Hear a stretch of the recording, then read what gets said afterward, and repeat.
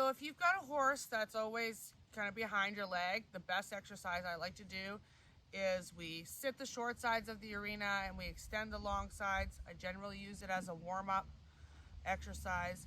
And what I'll do is I'll start a pattern that I'm going to cluck twice, and then if I don't get a response, I may use the end of my reins or a crop if you're an English rider, or a bit of spur, and I'll create that pattern so the horse will start to realize that when I cluck twice, I need them to go a little bit more forward. And I can use that in places in my ride when I start to feel them get behind my leg.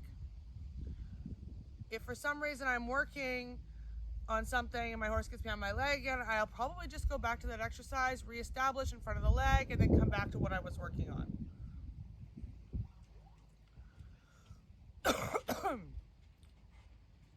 So if you've got a horse that's always getting kind of behind your leg, a great exercise I like to use is I'm going to sit the short sides of my arena and I'm going to extend down the long sides. So when I do that, that might be part of my warm-up.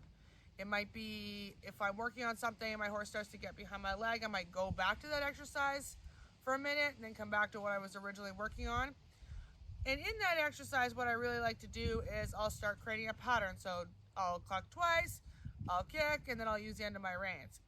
So the horse recognizes what's coming next and they want to win. So they'll effectively go forward before I get to my spur or the end of my reins. Doesn't take long for them to kind of get the hint.